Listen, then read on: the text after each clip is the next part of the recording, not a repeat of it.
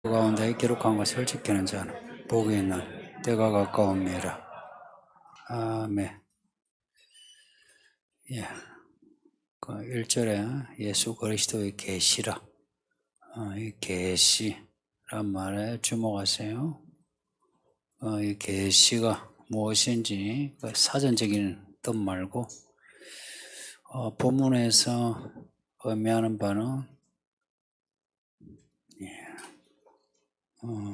3절에 예언의 말씀, 이게 계시입니다. 예언의 말씀이 계시의 뜻입니다. 정확하게 말하면 그 예언의 그 말씀. 우리는 정관사를 잘 안 붙이는데 성경은 정관사를 꼭 붙여요. 그 예언의 그 말씀. 예언은 미래의 일을 말합니다. 예언과 비슷한 말이 점이 있는데 점치다. 점치는 거는 점괘로 미래의 일을 하는 거죠. 점괘로. 그 점이 옛날 그 등껍질로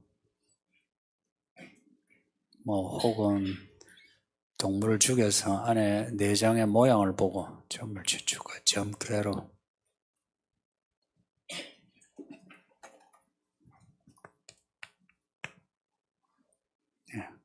등껍질로 점 복제 에다가 말을 하는 게 점이에요. 예언은, 성경의 예언은 점괘가 아니고 하나님이 말씀하시는 게 예언입니다. 이 차이를 확실히 하셔야 돼요. 점쟁이들이 쌀알을 던져서 혹은 돌려가지고 점 보는 거 다 점괘죠.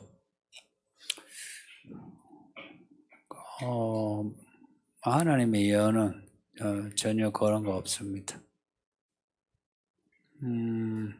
있다면은 대제사장의 안에 판결 흉패라고 안에 돌 2개, 검은 돌, 흰 돌 2개 두고 yes, no를 하나님께 묻는 거예요. 그거는 점괘하고 다르죠. 점괘는 귀신에게 묻는 거나 같아요.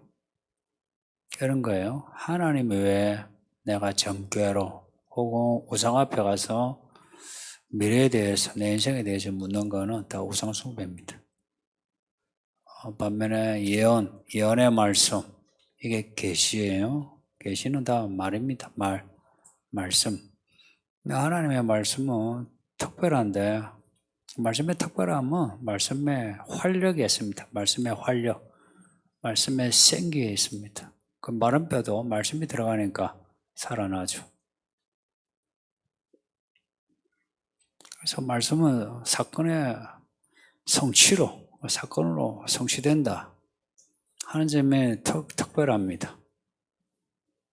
점은 맞을 수도 있고 안 맞을 수도 있고 그렇다 하죠. 그런데 말씀은 반드시 이루어집니다. 근데 내가 말씀이 내게 이루어지는 것 같지 않은데요 하는 것은 믿음이 없을 수도 있고요. 둘째는 그 말씀이 하나님의 그 사람을 향한 하나님의 뜻이 아닐 수도 있고 아니면 아직 시간이 안 될 수도 있고 말씀을 탓하면 안 된다 이야기예요. 말씀하면 반드시 이루어지니까. 말씀은 살아있고 활력이 있어. 찔러 쪼개고 판단한다 그러죠. 찔러 쪼개고 판단한다. 해서 사건을 만들어가요. 말씀이 사건을 만들어가요. 말씀이 하나님이시오. 말씀이 상황을 만들어요. 상황을 만든다. 말씀이 혼과 영과 골수와 관절을 찔러 쪼개 사람을 새롭게 만들고 마음의 뜻과 생각을 판단하여 아닌 건 아니다 하고 판단해 주세요. 있다 하는 것은 또 판단해 주시고, 그래서 말씀에 의해서 우리가 옳은 길을 갈 수 있는 겁니다. 그리고 이 말씀은 이루어지는 그 에너지가 있다. 에너자이저. 그 말씀은 반드시 이루어집니다. 끝까지 이루어져요. 말씀이 힘 잃는 경우가 없어요. 왜냐? 하나님이시니까.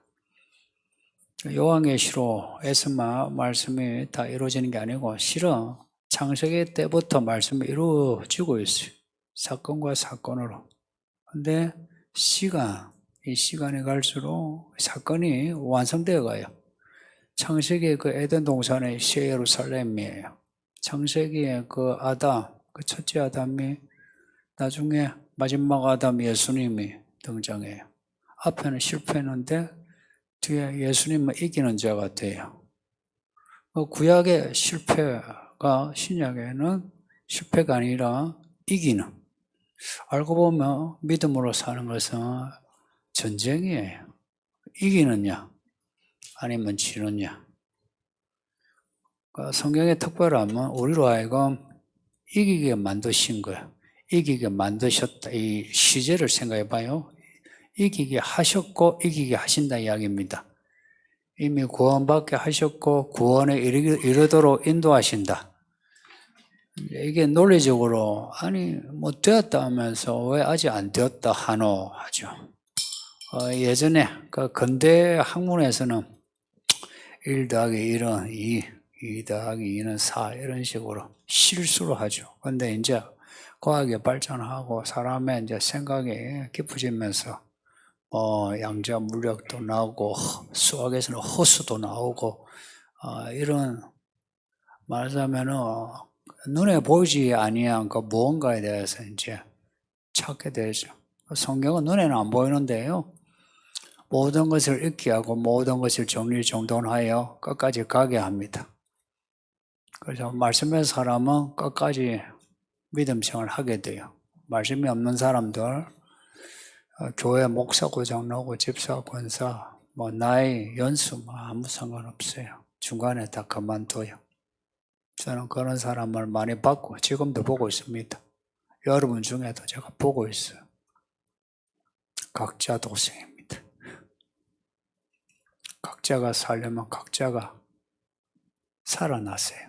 저는 그것을 도와주는 역할입니다. 도와주는. 그래서 이 길이 옳소 가야 합니다 하고 가는데 따라가는 것은 여러분의 선택입니다. 성경은 우리로 하여금 선택해야 하는 저울 혹은 선택해야 하는 잣대를 제시합니다. 그것을 또 가르쳐 줘요. 요한계시록 같으면 완성이요 결론이요 답이라 했습니다. 답을 찾으세요. 요한계시록에서. 요한계시록만 그렇습니까? 창세기에서부터요. 요한계시록 66권에 전부 다 답입니다. 또한 66권에 다 보면은 완성이요 결론이에요. 뭐냐? 창세기에서 요한계시록까지 시작과 끝을 이미 다 가르쳐 주셨어요. 그래서 창세기를 읽으면서도 완성과 결론을 다 생각하게끔 만들어 놨어요. 요셉의 이야기 읽으면서 누구를 생각하나요? 예수님을. 아담을 읽으면서 누구를 생각하나요? 예수님을. 그리고 가나안 땅 생각하면 무엇을 생각하나요? 천국을. 그 천국의 요한계시록에는 새 예루살렘으로 가르치고 있습니다. 새 예루살렘은 이미 하늘에서 만들어졌어요. 이미 완성되었어요. 그냥 무기물로 이런 돌덩어리가 아니라 살아있는 돌이에요. 산돌이시 예수란 말 들어보셨죠? 산돌, 살아있는. 새 예루살렘은 살아있는 도시입니다. 살아있는 도시라 우리를 이렇게 살려주는, 지금도 살려주는. 그래서 새 예루살렘을 바라보고 우리가 새 예루살렘처럼 예수님의 신부로 나를 단장하면 새 예루살렘의 그 생명수가 우리 가운데 흘러들어와 우리의 영과 혼과 육을 다 살려내고 또한 우리의 인생살이를 새 예루살렘의 길로 인도합니다. 말씀을 통해서 이게 이미 우리에게 이루어졌다 하는 것을 믿으셔야 돼요. 말씀을 통해서. 말씀을 읽으면서 아멘, 이게 무슨 말입니까? 아멘 하는 것은 내가 믿습니다 하는 거예요. 그리고 아만이라고 하는 그 동사는 믿습니다. 아멘에다가 내가 지탱하다 버티다는 겁니다. 내가 믿습니다. 아멘 했으면 그 아멘한 내용으로 내가 버텨가는 거예요. 그래서 요한계시록에서 중요하게 여기는 믿음의 덕목이 인내입니다. 참는 거. 참는 게 제일 힘들어요. 뭐 공부하고 기도하는 거 할만해요. 마음만 딱 먹으면. 근데 참는 거는 정말 힘들어요. 그래서 믿음에서의 관건은 인내입니다. 여러분, 성질도 참으시고 여러분의 믿음으로 살다가 겪는 어려운 일들도 참으세요. 그러니까 믿음의 어떤 그 모습은 여러분이 얼마나 무엇을 참아내느냐, 여기에 여러분의 믿음의 모습이 나타납니다. 예수님 오실 때까지 참아야 돼요. 언제까지인지 항상 묻죠, 그죠? 언제예요? 언제예요? 하는데 항상 답은 예수님이 오실 때까지입니다. 그 예수님이 언제 오실 것 같습니까? 자주 기도해 보세요. 예수님이 언제 오실 것 같은지 물어보세요. 물어보라고 하는데 물어보십니까? 왜 물어보라고 하는지 아세요? 자꾸 물어봐야 나도 궁금해서 예수님이 오시는 걸 나도 바라보고 기다리지. 관심이 없으면, 진짜 관심이 없는 분, 예수님이 언제 오십니까? 묻지를 않아요. 에이, 시와 때는 하나님께 맡겨야지. 그걸 왜 묻노? 하는데, 성도님들 답답해 보세요. 묻지. 때와 기한을 하나님께 맡겨둬도 사람은 하나님께 언제입니까? 묻게 되어 있어요. 하나님께 내 인생을 맡기고 의지하니까 하나님은 언제 하실래요? 이렇게 묻는 거 아닙니까? 그래요. 물어보세요. 언제 오실란가? 그래서 주변에서 일어나는 굵직굵직한 사건들이 있으면 예수님 오실 사건인가요? 예수님이 우리에게 들려주시는 나팔소리인가요? 하고 여러분이 물어보세요. 그러면 예수님이 대답을 친절하게 하실 겁니다. 다 그래 하면서 말씀해요. 우리의 이 뇌라는 게요, 뇌에 세포로만 되어 있는 게 아니고요, 우리의 마음, 영혼에 어떤 신호를 받아가지고 뇌가 활성화되는 거 아시죠? 그래서 우리의 뇌를 자극시켜줘요. 그래서 생각해요. 논리적으로, 요즘 과학 그렇잖아요. 논리적으로는 안 밝혀지지만 수학의 허수처럼 어떤 그 상상을 해서 만들어 놓은 숫자, 상상을 만들어 놓은 어떤 영역, 이게 요즘 통하죠, 그죠? 근데 믿음에서는 더 해요. 우리의 논리로서 이해 안 되는 부분을 성령이 깨닫게 해요. 그래서 깨달아 아느냐, 성경에 깨달음이란 알미란 단어를 한번 쳐보세요. 엄청나게 나와요. 성경은 특히 요한계시록은 사건들이 연속해서 나와요. 그것도 감사하게도 첫째, 둘째, 셋째, 넷째 이렇게 나와요. 첫째, 둘째, 셋째, 넷째, 그리고 777 해가지고 뭐지? 7이 뭘까?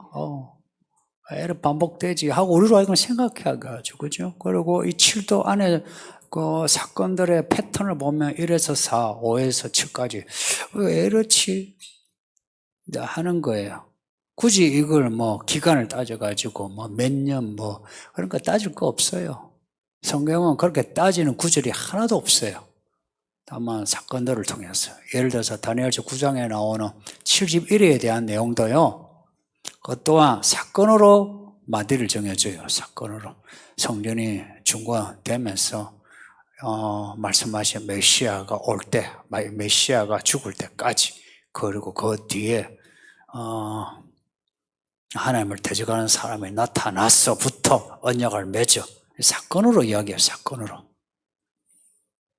사건을 중심으로 성경을 기록하고 있다 하면 우리도 또한 사건을 중시해야 돼요. 여러분은 나이 몇 살 이런 거 따지지 마시고요. 점쟁이 한테 가보신 분 있죠? 점쟁이는 뭘 이야기해요? 나이 이야기해요. 몇 년 더, 1년 뒤에, 3년 뒤에. 그래요. 근데 하나님은 시한, 기한에 대해서 말씀하지 않아요. 항상 사건을 이야기해요. 이 사건의 주관자가 누구시냐? 7인을 떼시는 예수님이에요. 또 7교회 편지에서는 예수님이 항상 앞에 나와요. 왜 그렇겠어요? 예수님이 교회 머리가 되시니까. 저는 여러분이 다 교회 지체예요. 다 같은 라인에 서서 예수님의 명령을 듣는 거예요. 저도 명령을 듣는 종이지. 여러분도 종이에요. 예수님이 누구신가? 이게 교회의 머리예요. 교회. 그래서 교회 되면 그리스도가 누구신가 아는 지식에서 결정이 나고, 그리고 예수님이 바라보시는 그 판단이 그것이 잣대고 저울이 돼요. 그래서 예수님이 뭐라고 판단하실 것 같습니까? 이 교회를 예수님이 뭐라고 판단하실 것 같습니까? 아니면 여러분 개개인은 어떻게 판단하실 것 같습니까? 예수님이 7인을 떼시는데 7인을 떼실 때마다 일들이 일어나고 일들에 대한 사람들의 반응을 또 기록하고 있어요. 그 반응이 가면 갈수록 사람들이 악해지는데, 사람들이 악해지다. 구약에서는 사람들이 이 말을 자주 써요. 그런데 신약, 특히나 요한계시록에는 그런 말을 쓰지 않고 회개하지 않더라 이래 나와요. 회개하지 않더라. 그리고 요한계시록 뒤에 22장에서는 복이 있나니 누가 두루마기를 빠는 사람이 복이 있다. 회개를 이야기해요. 갈수록 회개하지 않는 거예요. 잘 보세요. 여러분도 1년 전, 2년 전, 3년 전, 4년 전과 비교해서 여러분의 회개하는 태도가 어떤가요? 코로나 때 교회 들어오시고 코로나 때에 회개하는 분은 정말 큰 은혜 받은 분이에요. 그분들은 택함 받은 종들이야. 이제 갈수록 여러분의 회개가 약해져요. 말씀을 들어도 예전 같으면 그래 말씀대로 살아야지 아멘 하고 엎드리는데, 이제는 뭐 듣던 거 또 들어요. 뭐 창세기 들어본 말씀이나 요한계시록 들어본 말씀이나 많은 것 같지 않나요? 정말 말씀을 알고는 있는지. 사람들이 갈수록 이제 마음이 말씀에 대해 반응이 없어져요. 그래서 말씀에 대해서는 죽었고 세상에 대해서는 살아나는 거라. 그래서 세상에 뭐가 변동이 있으면은 우와 어떡하나 그래요. 근데 성경에서 우리를 보고 예수님이 오신다 준비하라 여기에 대해서는 별로 감흥이 없어요. 또 똑같은 소리 하네. 똑같은 소리 하네. 성도님들, 저는 똑같은 말을 하는데 지겹지 않아요. 똑같은 말을 하는데. 근데 여러분은 또 똑같은 말로 여러분을 가르치는데 저는 아직 덜 가르친 것 같아요. 근데 여러분은 이제 다 배운 것 같다는 생각이 드는 분이 있을 거예요. 이런 아이러니를 어떻게 생각합니까?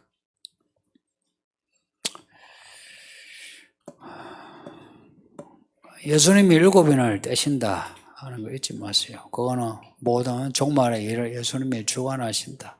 7인을 떼실 때에 붉은 용, 짐승, 거짓 선지자, 엄녀, 그 따르는 사람들, 왕들, 귀족들 뭐 전부 다 예수님 수하에 있습니다. 붉은 용, 마귀부터 다 예수님 심판하에 있습니다. 줄을 잘 서야 돼요. 그리스도 안에 이런 말이 뭐냐? 예수님께 줄 서라는 이야기입니다. 줄을 잘 섭시다. 교회 안에서도 줄을 잘 서세요. 믿음의 사람하고 줄 서세요. 교회 안에 먹고 마시고 노닥거리는 사람하고 어울리지 마시고, 여기는 그런 분이 거의 없어서 다행인데, 혹시라도 그렇게 하지 마시고 줄을 잘 서세요. 그리스도 안에, 그리스도로 말미암아, 그리스도로부터, 그리스도를 향하여, 그러니까 그리스도를 놔두고 앞에 있는 전치사, 이걸 잡아야 돼요. 그리스도 안에, 그리스도로 말미암아. 이게 신약의 믿음의 어떤 방향을 이야기해 줍니다. 성경의 결론은 마귀가 불족에 떨어지고 죄의 결과인 사망도 불지옥에 떨어진다. 이게 해피엔딩입니다. 이런 해피엔딩을 우리가 알고 있으니까 우리도 해피엔딩 될 수 있도록 해피한 믿음을 가져야죠. 이 해피하다는 게 복이 있나니 읽고 듣고 지키는 자가 복이 있다. 이 말씀을 잘 읽고 듣고 지키자 하는 겁니다. 이 세상에 이렇게 있으니까 예수님 오시는가 싶고 또 세상에 부자가 망하게는 쉽죠. 근데 반드시 망한다는 겁니다. 우리가 이사야서 읽고 있는데 이사야서 14장에 보면 바벨론 왕에 대한 내용이 나와요. 바벨론 왕 13장 14장에 이렇게 그 바벨론 왕이 소울에 떨어지는 이야기가 14장에 나오는데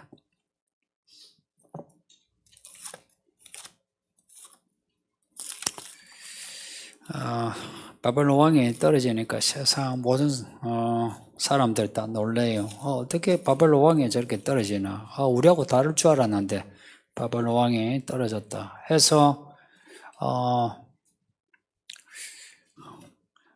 소울에 있는 사람, 그 소울에 빠진 이제 영들이죠. 그들도 바벨론 왕을 조롱해, 조롱하다.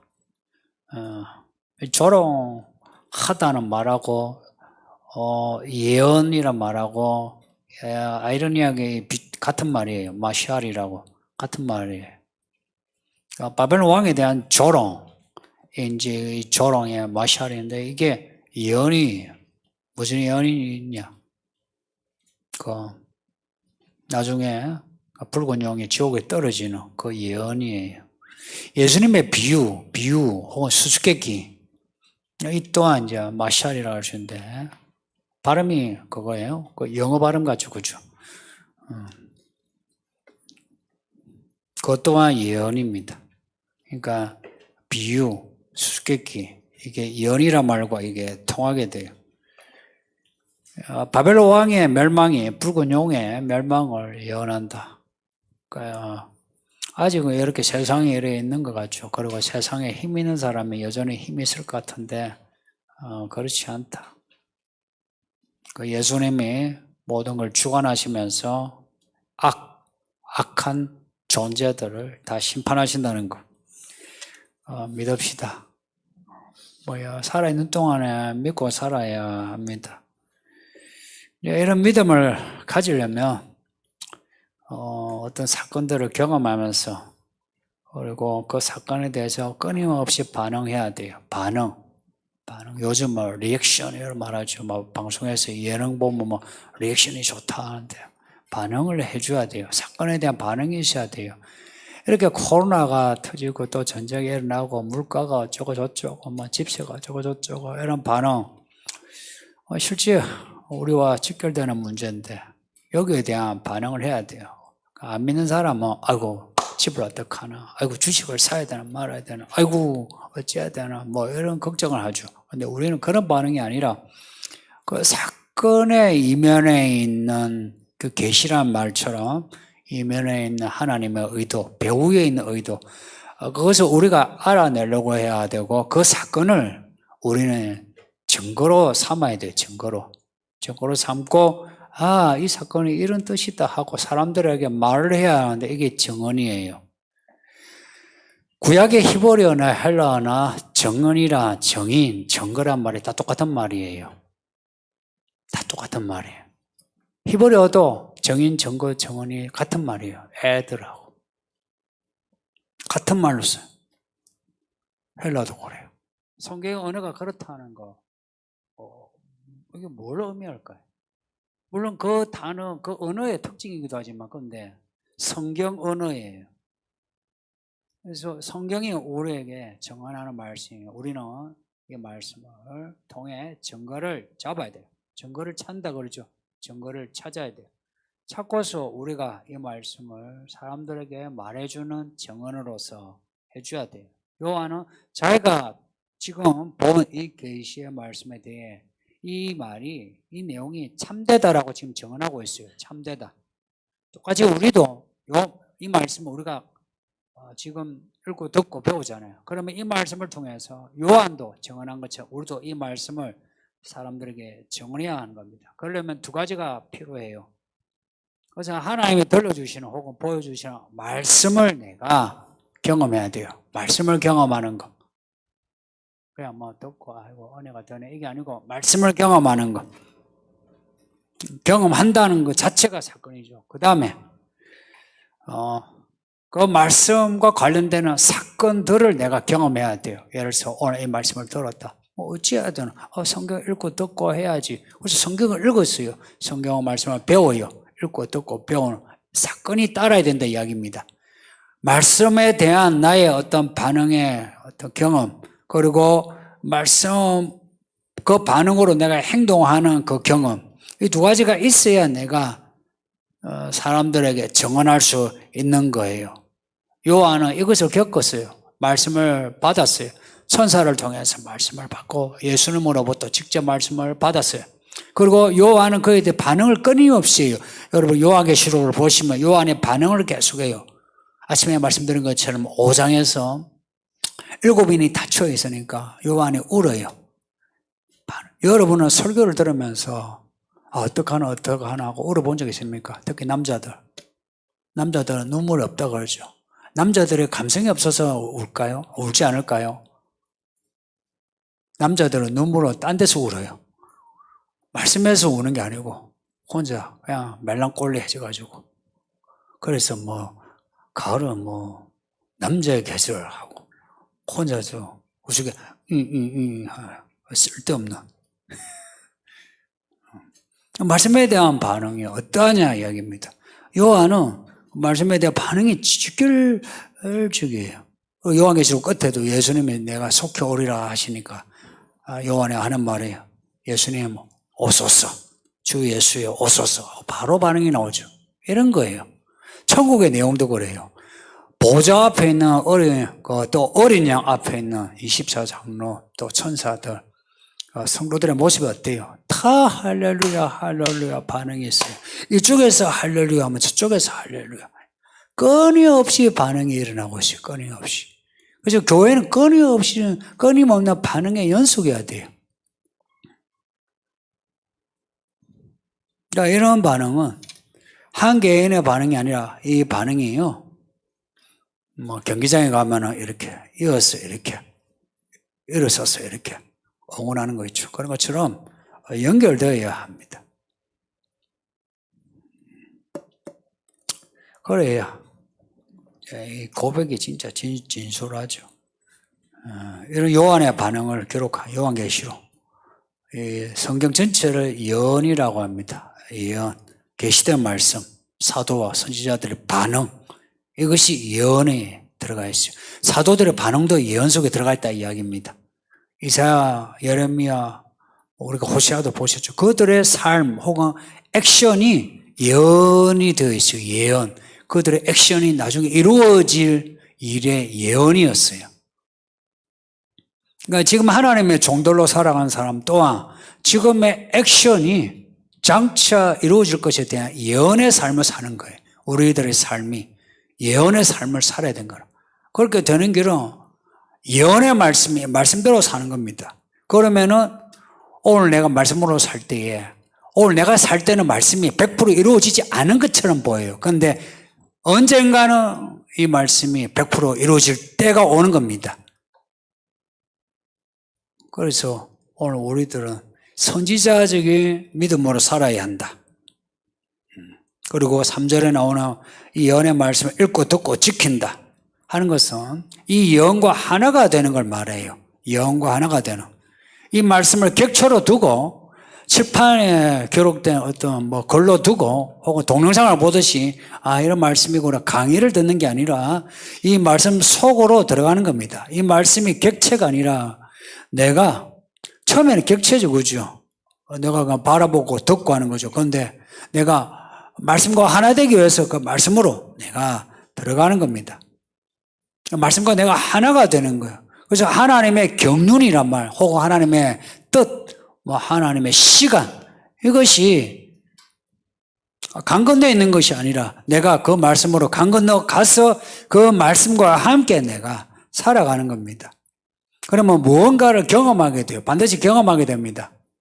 그 경험은요, 뭐 꿈을 꿔서 뭐 천국을 바라보고 뭐 하늘에 나팔 소리 듣고 뭐 그럴 수도 있어요. 근데 그거보다는 내가 이 현실 속에 살면서 내 현실에서 필요한 일들이 일어납니다. 이 말 잘 들어요? 내 현실에서 내게 필요한 일들이 일어납니다. 뭐 안 믿는 사람도 그런 일들이 일어나겠죠. 근데요, 하나님이 주시는 일하고 안 주시는 일하고 같은 일이라 해도요, 그건 달라요. 브랜드가 달라. 신발, 브랜드가 달라요. 같은 신발이라고 해서 뭐 가격이 같은 거 아니죠. 하나님이 주시는 일을 경험하게 돼요. 그리고 자기가 알아요.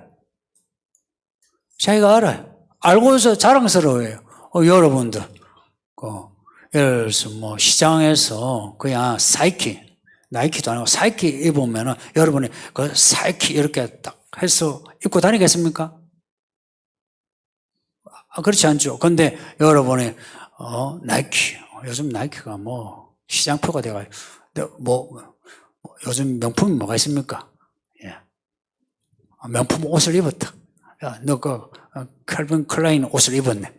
이렇게 뭔가 명품이다. 명품은 아니지, 그죠? 근데 브랜드가 있다 하면은 딱 꺼내놓고 입고 다니죠, 그죠? 하나님의 이름이란 브랜드를 어떻게 생각합니까? 내가 하나님의 브랜드. 그래서 하나님의 종들의 이마에 무엇이 있다? 하나님의 이름과 예수의 이름이 있다 하죠. 브랜드 아니에요. 내가 하나님의 브랜드로 사는 건 어떻게 생각합니까?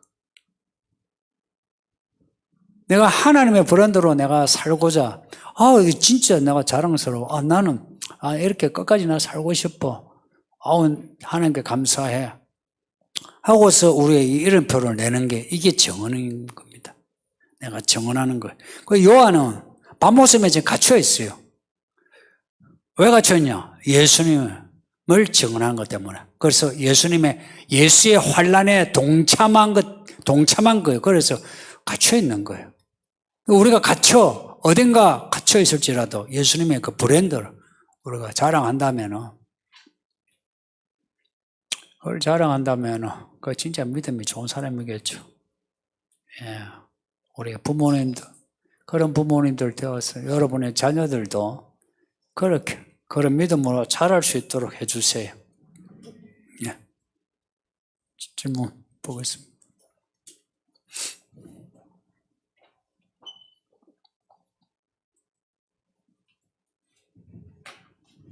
그동안 요한계시록 잘 배웠습니다. 감사합니다. 근데 요한계시록을 공백기 없이 반복하는 이유를 알 수 있을까요? 또한 얼마 정도 하실지 알 수 있나요? 질문 잘했어요. 이건 솔직한 질문. 한번 했는데 여러분은 아직 잘 몰라요. 하고 딴 거 하면 여러분이 그동안 공부한 거 다 놓쳐요. 한번 했는데 잘 몰라요. 그래서 하는 거 또 해요. 이걸 하면서 이제 성경 전체를 아마 세 번째 할 때는 성경 전체를 다룰 수 있을 거예요. 지금은 이제 그렇게 하기에는 여러분이 좀 사실 약해요. 그리고 질문도 이런 것보다 우리가 공부했는데 잘 모르는데 어떻게 하면 공부를 더 잘할 수 있을까요? 이런 질문이 나오면 더 좋죠. 그렇지 않습니까? 그리고 얼마나 하실지 죽을 때까지 합니다. 왜냐? 계시록에 담겨진 의미들이 되게 많아요. 하면서 지금 수요일, 금요일, 새벽 다 구약, 신약 해요. 해서 다 두루두루지만 해요. 근데 이제 계시록 하니까 그래도 제가 앞에 구약 이야기하고 해도 좀 편해요. 신약 이야기 해도 좀 편해요. 얼마나 할지 이것만 해도 한 1년은 이제 되겠죠. 그래서 계시록 읽으세요. 공백기라는 거, 성경을 읽는데 공백기가 있을 수 없죠. 이제 그런 거 있죠. 예를 들어서 요수아서 읽었는데 그 다음에 사사기 했잖아요. 근데 이제 계시록은 그다음 없이 또 이제 반복을 하냐 하는 것은 충분히 그런 생각 가지죠. 근데 계시록을 딱 정점에 중심축에 두고 성경 읽고 배우는데 계시록을 통해서 앞에 공부한 것에 답을 모르면 계시록을 통해서 또 계시록을 통해서 그것들을 조명할 수 있는 길을 여러분에게 제시하는 겁니다. 넘어갑시다. 본문과 관계없는 질문을 드려 죄송합니다. 부모님께 더 잘해드려야 하는데 잘 안 됩니다. 예를 들어 오늘 같은 날에는 용돈을 드리지만 감사한 마음이 있어도 카드나 꽃은 드리지 않게 됩니다. 만나야 될 날에는 꼭 가서 뵙지만 굳이 찾아가서 뵙고 싶은 마음이 우러나지는 않는 것 같습니다. 돈보다는 사랑하고 감사하다는 마음을 전하는 카드를 쓰고자 하는 마음을 갖고 싶고 명절보다는 그렇지 않은 날에 찾아뵙지 못해 죄송한 마음이 생기기를 바라는데 아직 그러지 못합니다. 왜 그러지 못하는지를 쓰면 부모님을 욕하는 것이 돼서 쓰지 못하니 이해해 주세요. 제가 말씀 따라 변하면 부모님도 변한다는 것을 아는데 어떤 기도를 해야 되는지요? 내가 변하면 부모님도 변한다는 생각을 하지 마세요. 그걸 공식화하지 마세요. 내가 변해도 부모님은 변하지 않을 수 있다. 변하지 않으시니까 그냥 그 부모 그대로 받아들이세요. 나는 이만큼 변했는데 한 거 무슨 말입니까? 예전에는 인사 안 했는데 이제 인사도 하고 용돈도 드리는데 우리 엄마는 그대로야. 이거 아니에요? 내가 변한다 해서 부모님 변화를 강제하지 마세요. 자녀는요, 부모는, 잘 들어요. 부모는 자녀의 변화를 촉구할 수 있어요. 너 그러면 안 돼. 할 수 있어요. 자녀는 부모에게 그럴 수 없어요. 그게 하나님이 주신 질서라. 제가 여기 연석에 있으신 분들에게 제가 가르치고 강제하는 거 있죠. 목사니까 그래요. 목회자니까 그럴 수 있는 거예요. 이게 내 역할이에요. 근데 여러분이 자녀로서 부모한테 아버지 그렇게 살면 안 돼요. 엄마 그렇게 살면 안 돼요. 그러시면 안 돼요. 자녀는 그냥 아버지 어머니가 사는 거 그대로 받아들이면서 대신에 진짜 변화시키고 싶으면 말씀을 전하세요. 아버지 틀렸어요. 그러니까 이렇게 하세요. 이게 아니라 제가 말씀을 이렇게 배웠습니다. 그러세요. 말씀을 이렇게 배웠습니다. 그러세요. 왜냐? 자녀는 부모에 대한 원칙이 뭐냐? 공경이에요, 공경. 그래서 자녀가 부모를 원망하는 거 내가 장담하죠. 지옥 갑니다. 지옥을 면할 수 없어요. 아무리 여기 믿으면 교회 열심히 뭘 하죠. 상관없어요. 부모를 욕되게 한 거나 하나님을 욕되게 한 거나 같아.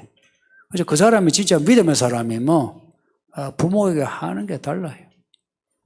또 여러분 중에 장인 장모 혹은 시부모에 대한 것도요. 원래 그렇게 이제 법적으로 연결된 관계는 별로 안 좋아요. 며느리를 해도 딸 같은 며느리 한다. 여러분이 말 같자는 말이라 그러죠, 그죠? 예. 그런 말이 거기 사실일 수는 있어요. 사실일 수는 있는데, 그 시부모는 아니면 장인 장모, 여러분의 안 좋았던 기억들, 그거 기억으로 그냥 넣어두고 지금 하는 거는 잘하세요. 잘하세요. 근데 이제 이분은 이제 위에 이제 보면 잘하고 싶은데 진짜 마음이 그렇게 안 되니까 내가 이런 날에 내가 참 기뻐하시게 글도 쓰고 용돈도 드리고 찾아뵙고 싶은데 그 정도 마음은 아니다 하는 겁니다. 그 정도 마음이 안 되는 거 어쩌겠습니까? 근데 그 정도 안 되면 지금대로 하세요. 하시고 대신에 더 관계가 악화되지는 않게 하세요. 악화되지는 않게 하세요. 뭐 찾아가서 억지로 찾아가서 뭐 하면 그것도 좋긴 한데 뭐 그럴 마음이 없는데 뭐 하겠습니까? 그래도 뭐 착하게 죄송한 마음이 생기는데 생긴다 하니까 뭐 저 정도도 다행인데. 근데 이런 분들 나중에 이분은 지금 젊은 분이거든요. 뭐 봐요. 40대, 50대 초. 이분 나이 60 넘어가면 똑같은 대접 받습니다. 거의 정답이에요. 거의 똑같은 대접 받아. 똑같은 대접 받아요. 그러니까 여러분 부모에 대해서 뭐 안 해도 돼요. 하나님께 맡기시고. 근데 장차 여러분도 60, 70이 될 건데 그때 여러분이 그 노후가 서럽지 않으려면 지금 부모한테 잘하세요. 그러면 여러분의 자식들이 여러분을 통해서 배울 겁니다. 배우면서 그때 우리 아버지가 그러셨는데 나도 아버지한테 그래야지. 근데 뭐 우리 아버지 진짜 만나면 힘들어. 근데 해야지. 우리 아버지도 그래도 할아버지한테 잘했잖아. 이런 게 있어요.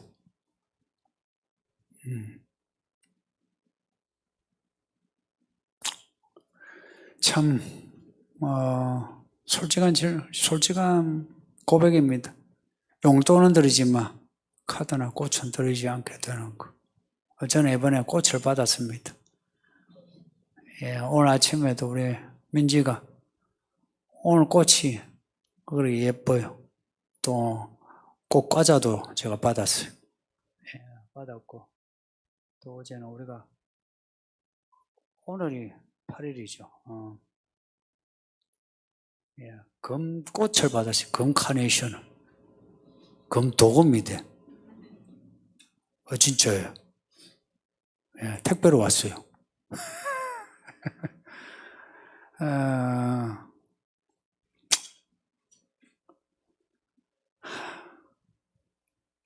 만나서 뭐 잘해주고 싶지만 마음이 안 되는 거 참 슬픕니다. 그 동안에 이야기가 있어서 그런 거 아닙니까? 근데 뭐 억지로 뭐 하라고는 못 하겠고요. 근데 아까 낮에 오전입니까? 내가 아까 설교했는데 또 헷갈리는데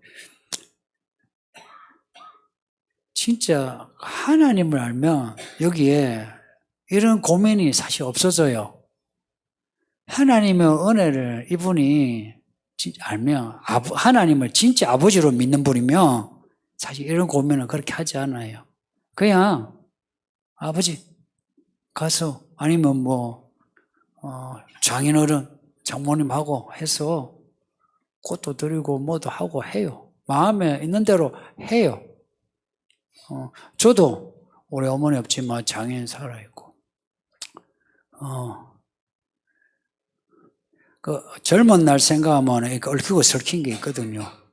근데 기억은 있지만 그런 거 전혀 없어요. 항상 장인한테 잘해라고. 사실 그래. 늙고 죽으면 끝이니까 살았을 때 잘해야 된다고. 당신 아버지니까 죽고 나면 후회하니까 살았을 때 잘할 수 있는 데까지가 잘해라고. 아버지 하나님을 알면 이런 마음 안 생깁니다. 이 질문 누가 하셨는지 제 말 들어요? 아버지를 아세요. 하나님 아버지를 아세요. 그리고 이분 자녀 교육이 잘 안 돼요. 기분 나쁘게 해서 미안한데 자녀 교육 잘 안 돼요. 왜 안 되는지 아세요? 본인이 아버지 하나님을 잘 몰라. 그리고 아버지 엄마로서 자녀에게 어떻게 해야 될 줄 잘 몰라요. 그래서 자녀 교육이 잘 안 돼요. 결국 내가 아버지 하나님을 알게 되면 아까 처음 말씀드린 뭐 부모님을 내가 바꿀 생각을 못해요. 내가 못해요. 저는 저희 장인어른 바꿀 생각 전혀 없어요. 그대로. 예. 당신 때마다 잘해드리라고 해요. 그리고, 지금 살아계신 부모에 대해서, 얽히고 설키는 거는 이론이 있을 수도 있어도, 지금 내가 편지 쓰고 하는데 크게 그런 마음 없을 거예요. 근데 이분은 그래도 참 착하시네요. 그죠? 그래도 카드도 들고 싶고, 꽃도 드리고 싶은데 안 된다. 어떤 분은, 저 같은 사람은, 카드하고 꽃하고 그런 별 생각을 못 해요. 생각하면 저는 행동을 해요. 근데 이분은 하고자 하는데 마음이 따뜻한 분인데 너무 따뜻하니까 이런 고민을 하시는 거라. 그냥 고민을 그냥 일거에 해소하시면 좋겠는데 저도 답이 아니라 행선수술을 하고 있네요 지금. 행선수술하고 있는 것 같아요.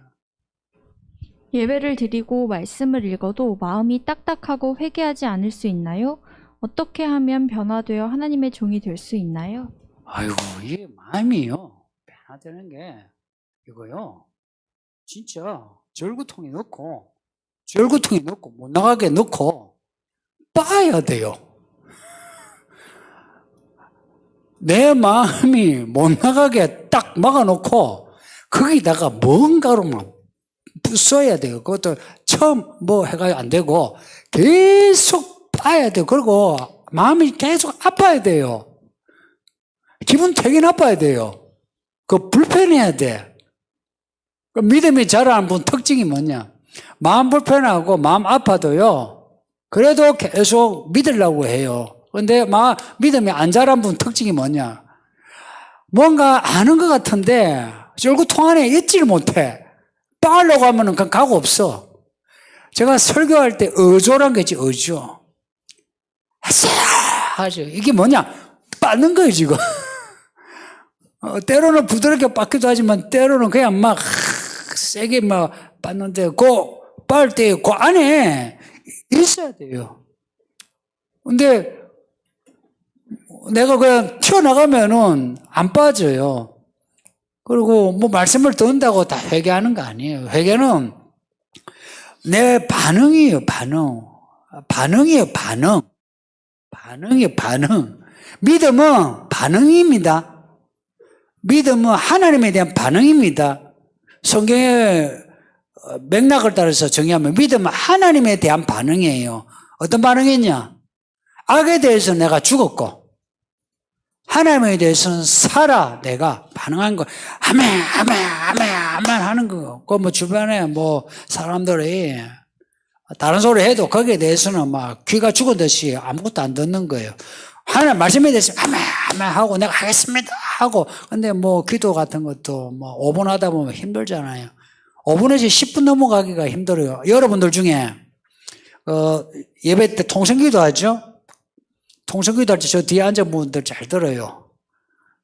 통성기도 할 때 보면 여러분 믿음의 분량이 그대로 나타나요. 통성기도가. 통성기도 그대로예요. 기도 잘 안 되죠? 예를 들어 새벽에 이제 오셔가 설교 끝나고 기도하면 5분, 10분 이래 되죠. 그 기도 지속하는 게 그 믿음이에요. 5분하고 10분 넘어가야 돼요. 10분하고 20분 넘어가야 돼요. 에이, 중언부언이 아니냐. 그걸 중언부언이라 하지 않고요. 하나님께 매달린다 하고 이야기하는 거예요. 그거는 중언부언이 아니에요. 기도를 계속, 그리고 기도도요, 처음에는 그냥 속으로 해요. 근데 처음에 아버지, 그 다음에 아버지 하고 그래요. 여러분 중에 믿음이 잘하는 분들, 기도하는 게 달라지죠, 그죠? 기도가 달라지지, 성질이 달라지고, 이건 그 다음에예요. 기도가 달라지지. 그리고 성경 읽기 달라져요. 성경 읽는 게 달라져요. 듣는 게 달라져요. 이 부분을 넘어가야 돼요. 넘어가야 회개가 나와요. 넘어가야. 회개라는 게 뭐예요? 알고 보면은, 내가 잘못했다는 건데 누가 이걸 인정해요?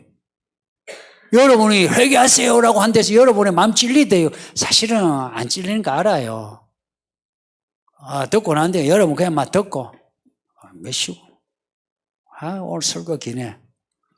이런 거 아니에요. 똑같은 소리 하는 거 아니에요. 뭐가 똑같은 소리예요? 어제와 오늘이 다른데. 그럼 여러분의 상황도 다른데. 요 부분을 넘어가는 거, 이거 해야 돼요. 그래서 혼자서 기도할 때도요, 여러분 기도하는 거 잘 보세요. 5분, 10분 혹은 통성하는 거.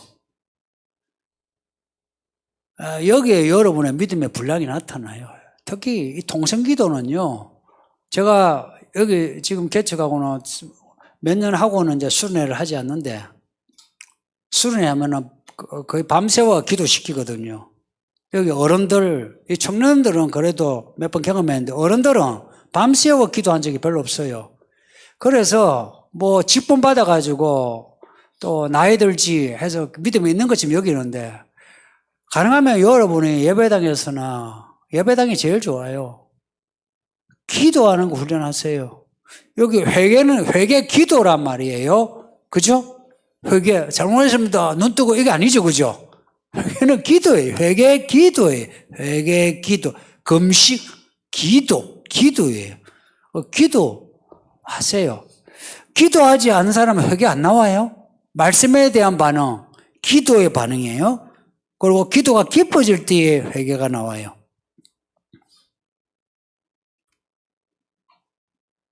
예배당에서 기도하세요. 예배당 출석률이 여러분의 믿음의 분량하고 거의 같아요. 이거는 속일 수 없어. 여기에 반론을 아무도 제기 못해. 그럼 제가 반론을 할 수 있어요. 그러니까 쓸데없는 생각하지 마시고 기도하세요. 그러니까 반론 제기할 거 없어요. 내가 여러분 멤버십 만들어가지고 삥 뜯을 것도 아니고 어떻게 하면 변화되어 됐습니다. 넘어갑시다.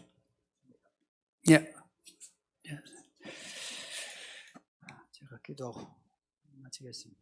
아버지 하나님 고맙습니다.